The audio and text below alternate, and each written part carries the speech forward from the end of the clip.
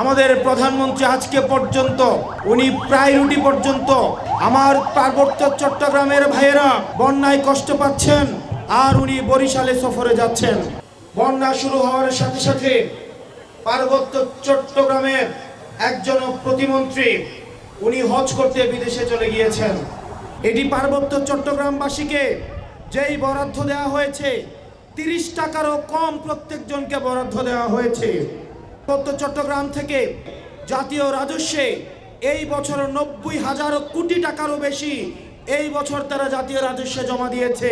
অত্যন্ত পরিতাপের বিষয়, তাদের এই সংকটকালীন সময়ে তাদের জন্য বরাদ্দ ছিল 30 টাকারও কম। প্রিয় সোনারগাঁবাসী, অভ্যুত্থানের পরে আমরা দেখেছি প্রত্যেকটা জায়গায় সরকার তার কমিটমেন্ট থেকে পিছু সরে এসেছে।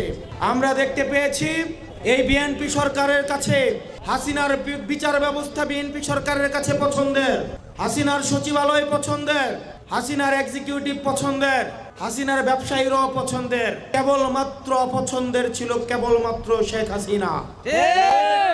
আমরা আমাদের জায়গা থেকে আমরা হাসিনা ব্যবস্থার পরিবর্তন চেয়েছি, কেবল হাসিনার পরিবর্তন চাই নাই।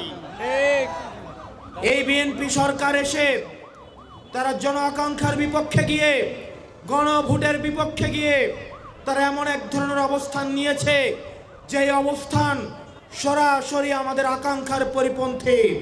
মাননীয় স্বরাষ্ট্রমন্ত্রী গতকাল সংসদে দাঁড়িয়ে দম্ভের সাথে বললেন সংবিধান সংস্কার কমিটি, এটা নাকি কোনো সংবিধানে নাই। এটা যদি সংবিধানে না থাকে 2026 সালের নির্বাচনও কোনো সংবিধানে ছিল না। সংবিধান অনুযায়ী নির্বাচন হওয়ার কথা ছিল 2029 সালে। সংবিধান অনুযায়ী আপনার থাকার কথা ছিল শিলংয়ে। সংবিধান অনুযায়ী মাননীয় প্রধানমন্ত্রীর থাকার কথা ছিল লন্ডনে। সংবিধান অনুযায়ী আপনার নেতা কর্মীর থাকার কথা ছিল ধানক্ষেতে। সংবিধান অনুযায়ী আপনার নেতা কর্মীর চালানোর কথা ছিল ঢাকা শহরে রিক্সা। এই সংবিধানের বিরুদ্ধে গিয়ে ছাত্র জনতা রাস্তায় নেমে আসে এই সংবিধানকে বৃদ্ধাঙ্গুলে দিয়ে নতুন বাংলাদেশের অভিমুখ তারা সেট করেছে। অত্যন্ত পরিতাপের বিষয়, আপনারা ছাত্র জনতাকে বৃদ্ধাঙ্গুলে দেখিয়ে আপনারা জনগণের বিপক্ষে অবস্থান নিয়েছেন।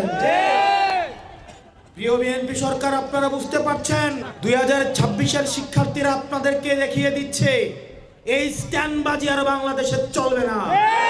এই শিক্ষামন্ত্রী, আপনি যাদেরকে ফার্মের মুরগি বলছেন, এই ফার্মের মুরগিরা রাস্তায় এসেছে বলে আজকে শিক্ষামন্ত্রী হয়েছেন। এই ফার্মের মুরগিরা রাস্তায় নেমে এসেছে বলেই শিলং থেকে এসে সংবিধান বিশেষজ্ঞ হয়েছে।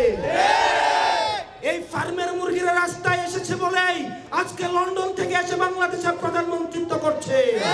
খবরের কাগজ, নিখাত, নির্ভীক, নিরপেক্ষ।